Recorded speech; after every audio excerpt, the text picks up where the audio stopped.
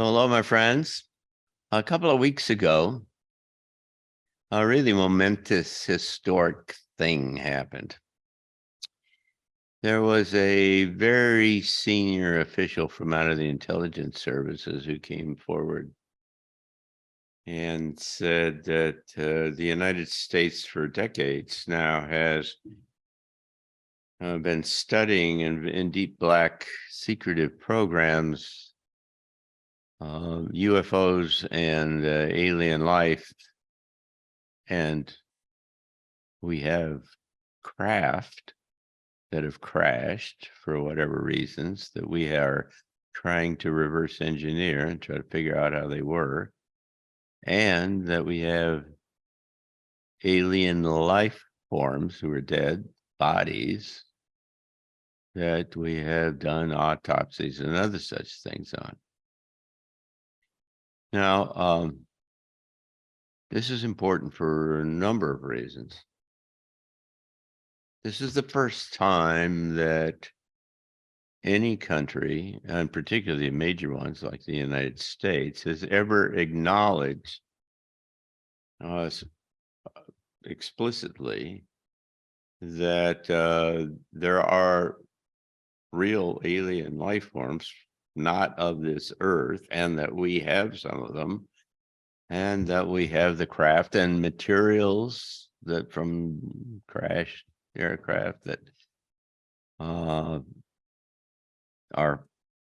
hard, if not impossible, for us to understand because we've never seen anything like this before. Now, the notion that this has been true has been floating around for a long time in the bits and pieces from various kinds of sources. Some speculation from the outside, some presumed kind of whistleblower types, kind of relatively low level people who said we saw this and everything. But there's never been anything kind of concrete. The thing that makes it historic is it's the first time in all of recorded history that humans, human governments, essentially, have acknowledged that there is life off of this planet in general, and more particularly that, we know about it. We've been testing it and been trying to do something about it. Now, it's really one thing to have some minor functionary who stumbles onto this some piece of this information and comes out and blows the whistle and says, I was rummaging through some pictures when I was in a room and I saw this stuff. And, it starts to give you the possibility that this all happens, but it's really qualitatively something significantly different when essentially a government official, a very high government official in the intelligence community, says that this is true. And the response to this has been interesting because you have a few folks, principally those who are in the kind of researchers, investigators in the UFO community. And some of them who are kind of thought leaders in the UFO community are quite excited about the whole thing and say it's about time and this is right and it'll open the door and so on. But the more common response has been that there are, from all over the place, and particularly from those who aren't kind of knowledgeable about the whole UAP, unidentified aerial phenomenology, is what they call it in the government. Those who are not familiar with this are broadly responding and saying, this is an op. This is a intelligence community operation, and it's trying to keep your attention away from other things, and it's probably not true, and it just has all of the feeling of being some kind of a contrived event for further objectives that it's not real at its core. Now, if somebody had kind of come out of the middle of this system and said, some of these kinds of things, then you could wonder why in the world is this the case? I mean, what are they doing? Is this really what they say it is? Back in 2017, there was in the latter part of the year, there was front page information in the New York Times talking about that there were these gun camera videos of Navy fighters, F-18s, that had been chasing these crafts around that were unidentified. You couldn't tell what they were, but they sure went fast and did things that no human, and human understanding of physics would allow to do. And again, a guy named Lou Elizondo and Tom DeLong and a number of other guys, most of them, all of them from inside of the government in one way or another, and the intelligence services came out, except for Elizondo, except for Tom DeLong.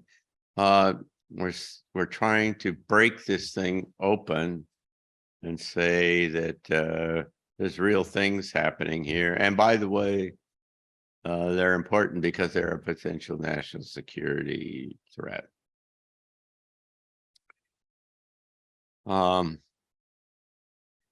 There's a couple of things to be said about that.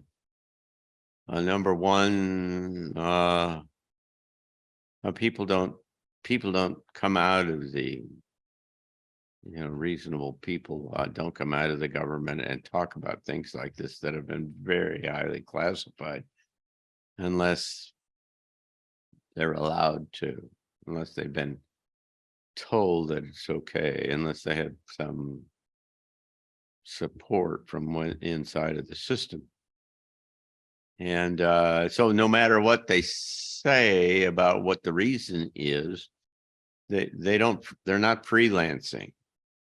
I mean, to a certain extent, Elizondo, for instance, said that for 10 years he had been running a program inside the DIA where they've been studying these kinds of things in the science and physics and other such things. And he was concerned that it was a threat to the security because there were all these things flying around and nobody knew what they were, and they were afraid to talk about them. And his bosses, the people up above him, wouldn't allow him to, talk to anybody outside of his narrow kind of chain of command, narrow kind of stovepipe about what he was seeing. And so what he said is he finally got so frustrated about this because what he was seeing was, to his way of thinking, really quite significant and potentially threatening, that he retired, he quit, and decided that he was going to come forth and talk about this kind of stuff. And by the way, here's the videos to show that say that it's real. Oh, but number one, you don't take the videos out and just show them around without them being declassified by somebody inside of the system. And so it's clear that he's not operating independently. He's not, like I say, freelancing. And so there's some agreement from inside of the system that they should allow it's time to start to expose some of the stuff that the government at least knows about these kinds of things. At the same time, I had lunch with Lou Elizondo once, and we were talking about this, and I said, well, somebody obviously inside of the system kind of green lighted this and said that you could go ahead and that there's more to this than just your frustration and not being able to raise this information up the chain of command. And he said, what would make you think that? And I said, because you're sitting across the table from me.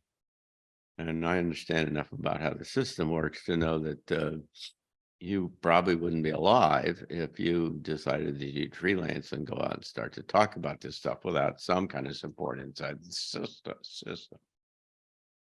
Now, that's kind of interesting from one point of view, because what it says is that there is a clear group, a segment, some significant, relatively significant group within the intelligence communities, the military, whatever it is, that are supporting this idea of exposing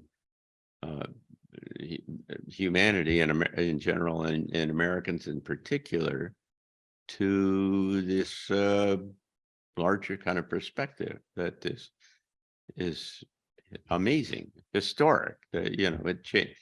This has to my way of thinking, there is nothing that has the magnitude, potentiality of this kind of thing. It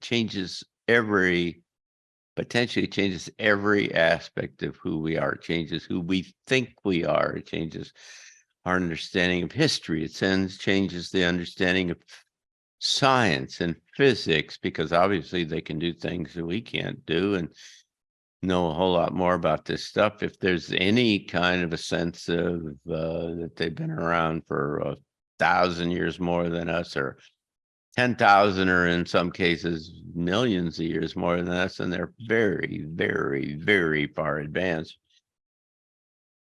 They understand history that's different. They come to tell us that religions and our simple kind of notions of, how things work are all, flawed fundamentally. It's the most profound and broad kind of disruption about not only who we think we are and understand, but how we understand the larger reality. So this is a really, really, really big deal, and it is therefore, for those reasons, and I presume many other ones, is the part of the reason why they've kept it under wraps for so long. The one obvious reason for keeping it under wraps is because it would be potentially very disruptive of the status quo in lots of ways: economics, politics. I mean, it immediately raises a question that says,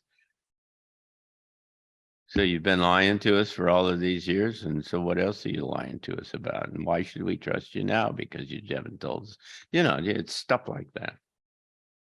I once did a very quiet project with a handful of very senior people from the Washington area, where we systematically looked at the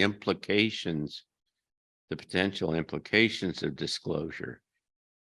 We used some relatively kind of effective, somewhat sophisticated software to look down in politics and economics and religion and science and other kinds of things, and work your way out to the secondary and the tertiary kind of potential implications of what would happen if this stuff came out.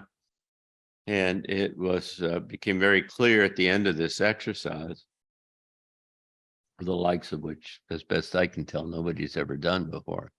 It became very clear that there were very few scenarios where this thing didn't blow up somewhere, something. You had to line up. There were 2 out of 35 or 38, as I remember, that kind of ran down the tracks and turned out kind of nice. Otherwise, somewhere it gets sideways, just like I just said. People start saying, well, you've been lying to us. We don't trust you. You obviously have been lying to us. Why should we trust you now? And why are you doing this now? And what are you trying to divert our attention from something else that's more important? And of course, that's exactly what's happening at some level with a lot of people. It turns out, I guess my initial kind of assessment and looking across this is that it's people who really have not spent a lot of time kind of thinking about this thing and are really not kind of deeply familiar with the subject area. They kind of off the cuff say, it's an op. It's obviously an op. This is encouraged, if you will, by the fact that reportedly one is deathbed or near death. Werner von Braun told one of his trusted aides that the plan going forward was that they were going to what it was, terrorism or something was going to be the next enemy of the United States, and then it was going to be, I don't remember the next ones. For all I know, it was, I don't know, Islam or something, and then the next one was going to be a fake alien attack, and they were going to run out each one of these things sequentially, one after another, to keep the fear level high and to justify, the big budgets and the other kinds of things, and to increasingly drive humanity into this state of dependency that could only be solved supposedly by increased control by the government agencies. So you got that idea floating around out there, and they're saying that they're going to come downstream. And there's a project called Project Bluebeam, presumably, where the Navy, I guess it was, floated this notion, or somebody found it and exposed it, or whatever it was. It said that there was this planning in place that said that at some time in the future, as presumably part of this effort to scare humanity into whatever the objective was at the time, that they had the technology available to project holography and other holographic images into the sky and other kinds of things, such that it was impossible to determine that these images and this stuff was not true, and that we weren't being attacked by aliens, and that they're coming and blowing stuff up on the horizon. And if you couple that up with control of the media, which of course they have, anybody that's done any research into that knows that the media is controlled by the intelligence community, then what you have is the ability to control both the imagery and the narrative about this. And so you could easily convince a whole lot of people that we were being attacked by aliens, and the only solution was to capitulate and line up with the government and do whatever they want so that they would protect us from these dastardly aliens who were coming our way.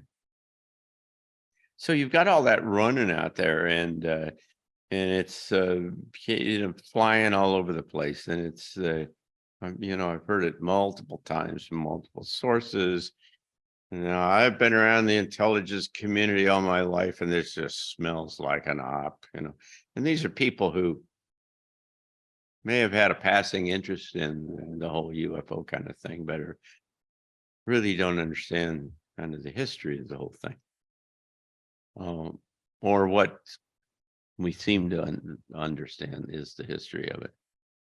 What I know from the people that I trust in the places where I've been and so on is that there's been reportedly, at least for a very long time, two kind of factions within the community that controls this information, and that is that one younger group who wants to put it out and says that humanity needs to know about this, and there's an older group that wants to sit on it and keep it a secret. And so at different times you'd hear little snippets of things from people who supposedly had an opinion, a reason to have an opinion about this, who'd say, well, the disclosure folks seem to be winning on this, and so on. And so the point is that it's not a uniform kind of inside the system. This is not kind of the government standing up and making some policy decision from the White House that says, let's tell them about what this stuff is. Because as it turns out, the White House doesn't. Some of it has been so black and under the table. Not the White House doesn't know about it. And the leadership of the military and probably in some of the intelligence agencies have not known about some of these kinds of things because they're so tightly controlled. And so you've got this tension and this jockeying around inside of the system, and people who are not aware of that and are not aware of kind of the general idea about how there's two factions and one wants to do disclosure and so on. That whatever their idea is, their knowledge is simplistic. They don't understand what has all happened. This becomes important, and perhaps the key kind of notion about this is that the individual who 10 days ago came forward, a guy named David Grusch, was a very senior person within the National Geospatial Intelligence Agency. And it may well be that most of you don't even know what the NGA is, but in terms of how our satellite surveillance system works, there are two major organizations. One's the NRO, the National Reconnaissance Office, and the NRO builds the satellites and launches them. And the NGA, the National Geospatial Intelligence Agency, analyzes all of the information that comes down from the satellites. And then they generate intelligence products that they distribute to throughout the government, the military, but also throughout the government. If you want a simplistic kind of overview of how the whole system works, you have kind of the CIA who's trying to collect things on people, human intelligence and stuff. You've got the NSA, the National Security Agency, which is trying to listen and do electronic intelligence and other such things. You got the Defense Intelligence Agency, which is coordinating the collection and the analytical processes from the different agencies, the intelligence aspects of the Navy and the Army and the Air Force and the Marines. And then you've got the satellite guys, the NRO and the NGA, who are bringing in information from overhead kind of stuff. So that's the way it works. And so essentially, David Grusch started his career, he was in the Air Force intelligence, then he went to the NRO, where they were making satellites, and then he ended up at NGA and at the National Geospatial Intelligence Agency, and he ended up being the principal director who was responsible for all of the UAP stuff, unidentified aerial phenomenology. Now, that's kind of unprecedented to say. I mean, there are nobody else has all of the tickets, the security clearances, and the other kinds of things to understand about this area that person in that position would have. It's generally in the business, it's called a weird desk. All of the weird stuff that doesn't is unconventional shows up in his space and is responsible for it. So he literally has, he's one of very few people that know almost everything that there is to know about these kinds of things. And so when a guy like that comes forward and says, here's what we got and here's what we're doing, then you really ought to think, you ought to listen to that. You ought to think about that. Now, Grusch's kind of story is that he was at this very high level in this specific position in NGA, and he was brought into and made a part of a process that the United States Senate was pursuing to learn more about all of this. Back in 2017, as I said, when this hit the newspapers, these guys who were behind that started an organization called To the Stars Academy.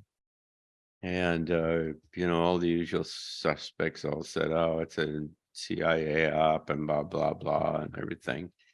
But I know some of those people. I know a bunch of them. And they're the ones I know particularly well are very honest people of integrity who really were seriously thought it was important to make humanity aware of some of these kinds of things. And so if you don't know the people, then all you do is you color them all with your general sense of the intelligence community and the U.S. government or whatever else you think. And so it's really easy to kind of paint them with a very broad brush and not be very sophisticated about all of this. But they made an attempt to try to bring this into the public arena, and they were not very successful at it for any of a number of reasons. But in any case, they finally had to shut down their organization and go on and approach it some other kinds of ways. But what they were successful in doing was opening up and starting a conversation with this United States Senate Select Committee on Intelligence, and one of the subcommittees that was very interested, highly interested in this subject area. And so they started a dialogue that was going on to try to expose these in classified briefings, to try to expose these people on the Hill in the Congress to the reality of some of what the government knew. And it was in that kind of context and that ongoing conversation that David Grusch, who was the expert over in NGA, was one way or another, I'm not familiar with the details, was brought into the conversation and introduced to the principals in the Congress. Well, one of the things that came out of that was the fact that the senators, there's 3 or 4 of them. I don't know their names. I mean, I've seen their names, but not familiar to me. The senators decided this was really important and a really significant thing, and that the Congress was not being told about all of this stuff, even though they were responsible for the oversight, and that something needed to be done about this. And so they had some legislation drawn up, and David Grusch, this expert from out of NGA, was part of writing the legislation, which said, if you know anything, if you're an agency in the government that knows anything about this subject matter, you have to talk to us because we've got the oversight for it. And more importantly to this discussion, if anybody knows about things that are going on inside of the government in this area, and they are not being told, and the Congress doesn't know about this, then all of your your oaths, all of your non-disclosure agreements, all of the the things that you signed, or all of the security agreements that you've got that keep you from ever saying anything about this thing are null and void, and you can come up and talk to us about it, and we will protect you, and you'll have this whistleblower protection. And so it makes no difference who promised or who made you gave this security commitment to. You can come and talk to us. And what that did, frankly, is start to open the doors to all kinds of people from inside the system to start coming up and saying, we're doing something that you don't know about, and so on. And so relatively soon after this legislation passed, David Grusch went to the Congress. This is what my understanding is of all of this. Went to the Senate and told them there are programs going down in there that just nobody knows about, but that I know about because of my position that I've been into. And we've got craft, and we've got materials, and we've got bodies and stuff, and you don't know about it. And predictably, the organization that keeps all it's doing this stuff, they go crazy when they're being exposed like this, and so they immediately tried to destroy him in his career and everything else like that. And their initial response was to affect his, get him fired from his job and get his security clearances lifted. And in that business, that's a really big deal. They get all excited if they lose their security clearances, because then they think they can't do anything if they don't know any secrets. But in any case, and so it's a big deal. And Grusch, who had been one of the authors of this this legislation that passed, by the way, it passed in a year ago or so, or maybe 2 years ago, but at least a year ago, in the National Defense Authorization Act. Usually they do those things at the end of the year, so it might have been in like December. But last December, he got himself an attorney and went to the Inspector General of the National Geospatial Agency and said, see this? It says that I'm protected, and I'm telling the truth. And the Inspector General says, and I forget what the exact words were, but this is important and it's timely, and they gave him back his clearances, and they gave him back his job, and he quit the next day to go out and start a nonprofit with a very well-known professor from Stanford University who is very knowledgeable about this area. So I tell you all that story to say that this is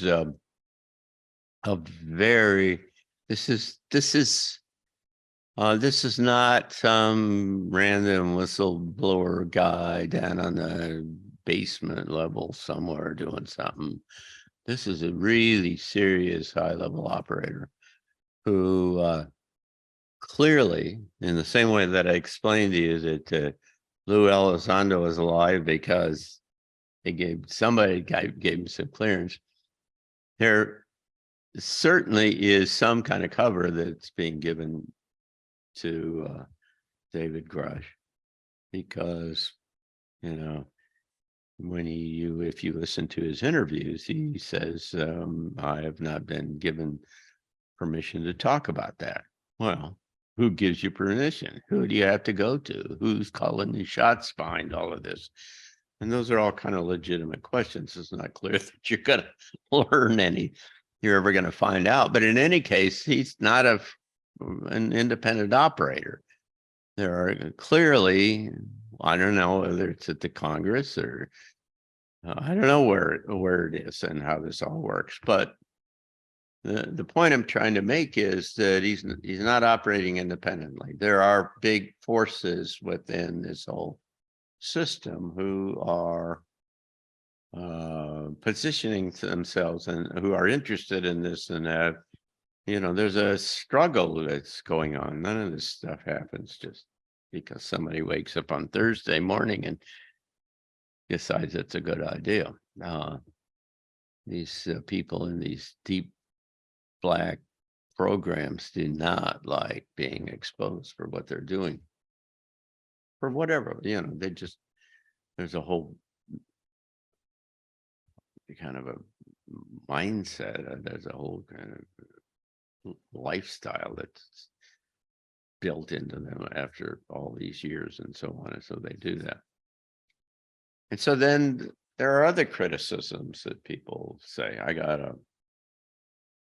We talked about this a little bit in a quartet session this last time, and I get emails back from people who watch it, and one of them said, "We don't need the military and the intelligence people doing disclosure. Just let Stephen Greer and the civilians take care of this." I mean, it's crazy. That's nuts. If you know anything about how this whole system works. I mean, it is the military and the intelligence people, after all, who have the secrets, who have the budgets, who have the technology, who, and I don't, and Stephen Greer, who I think is doing a really good job of trying to push this from the civilian side, he cannot do this by himself. You've got to get the government, the agencies within the government that hold the secrets to somehow be complicit, whether they are cooperating explicitly or implicitly. They're responding to the pressures that are being generated by the Stephen Greers or the David Wilcox of the world or whoever else. They're the ones who've got to come clean and come up with this kind of stuff. And so it's there's a couple of things to be said about this, and one of them is that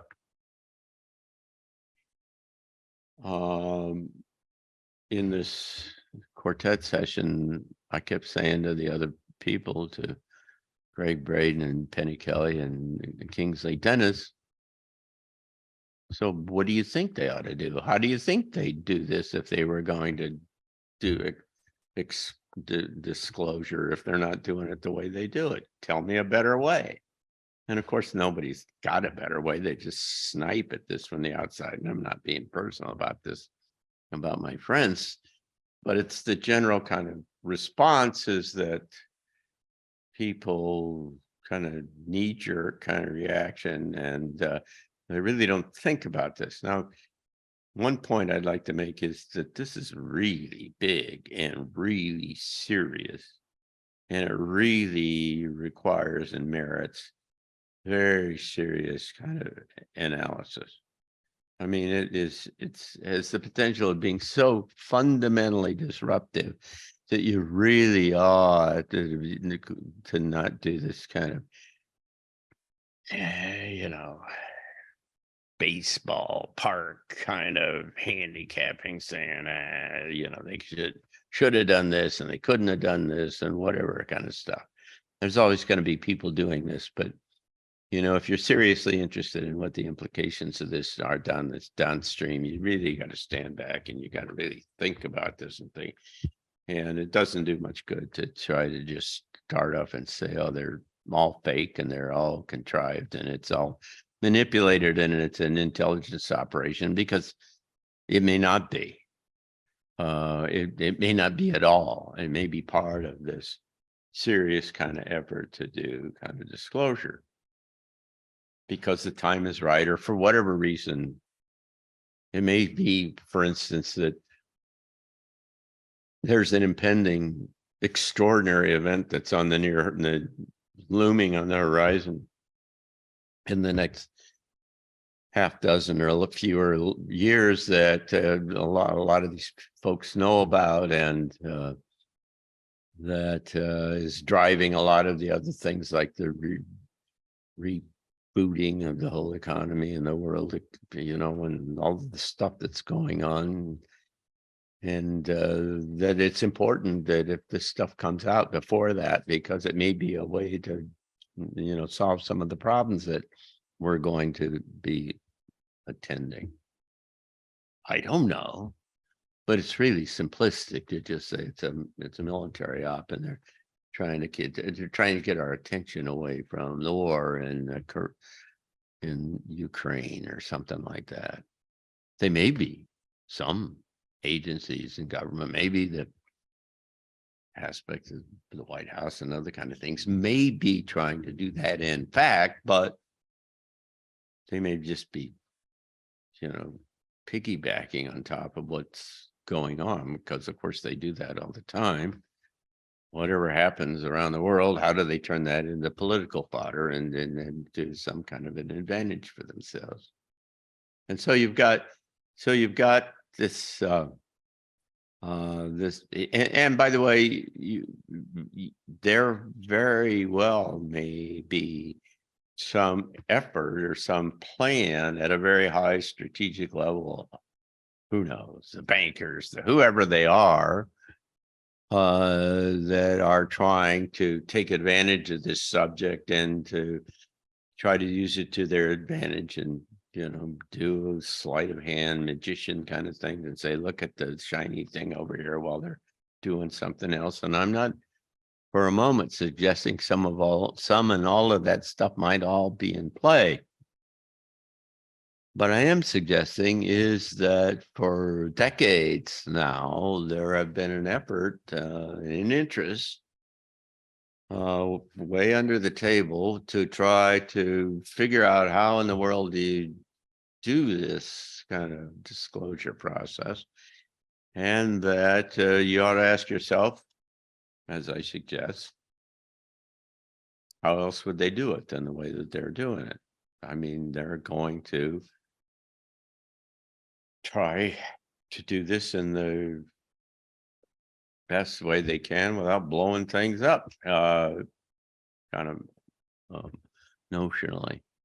And so it's not far-fetched to believe that what they're doing is what's happening is, in fact, the efforts of kind of an intelligent, thoughtful, well-meaning group, one group, but a significant group within the system that is trying to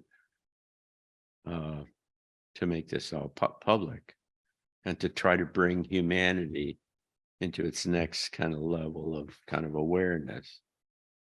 I've talked a lot about expanded awareness, and this would certainly be one aspect of it. So this is really big, and it's really historic, and it has significant kind of amazing kind of potential implications. And in any of these things, I don't care whether you think about climate change or the war in Ukraine or anything that you want to think about, Donald Trump in the next election, all of these things, none of them are simple. None of them are simplistic. There are, easily a dozen kind of dynamic agenda that are all going on from different people at different places at the same time, trying to take advantage and utilize what was going on to turn it to their advantage. So there's a really good reason why the press doesn't kind of buries the things that Grusch has said. None of the mainline media covered the whole thing. It ended up over in some specialty website that deals with intelligence and government things and so on. And he was interviewed at length on some online television network that I'd never heard of before, and so on. And so, because that's the only place they could get any traction on this, because the mainline media has decided, because they're controlled by a different faction within the system, and they don't want it to become people to become aware of it, because of course if people became aware of it, it'd be the biggest story that anybody had ever heard, maybe in all of humanity, and it would destroy the momentum that's going on to try, among other things, to start a war between the United States and Russia. And that seems to be a significant objective of this administration and the people in NATO. I mean, it's kind of crazy, but that seems to be what they're trying to do, or it appears. And so the point I'm trying to make is that this is really important. This is really big, and it merits very careful and considered thought and analysis. You make a mistake to be trite about this, to lay it off and talk about things that you don't understand, and even though you think you've got an opinion about this is nothing less than kind of a major step toward the evolution of the species. And some people, some critics say, oh, all they want to do is paint this as threats, and so they generate more fear. Well, what do you expect people from the military and the intelligence community to do? I mean, how stupid are you? Do you not understand that that's what they do? That's what they've done all of their lives. That's their mindset. That's how they evaluate everything. Sure, that's their initial kind of response. That's what they're going to do. What do you think? They're choir boys or social workers or something? Nah, they're freaking warriors and intelligence guys. And so they see and they think of that. That's the natural kind of way in which they'd respond. So you got to take that into consideration. At the same time, you got to try, as I have, to explain to them that there's more to this than just threats, and that they got to think about the evolution of humanity, and that there's a larger kind of agenda, and there's a larger dynamic that's going on here, and that this is really bigger than narrow national defense issues. And so there are people who are trying to move this and try to think about this in a broader way. But remember, it's the military intelligence guys that hold the secrets. And if they decide to let the secrets out, they're going to let the secrets out in terms that make sense to them and where they come from. And you just got to understand that and maybe help them to try to see the world in broader terms than that. That's what we've tried to do at the Arlington Institute for decades now, working with at various times in the past with the leadership of the military to help them try to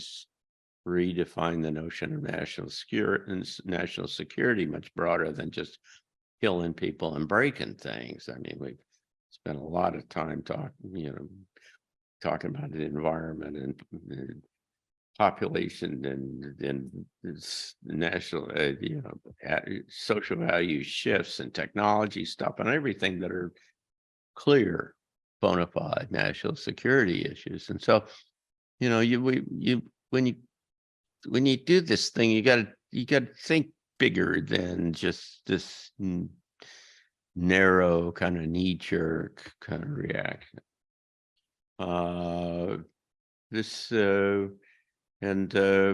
Like I say, if you know some of these people, as I do, then you know that they're good people and they're trying to do what they think is right. And I would be naive to suggest that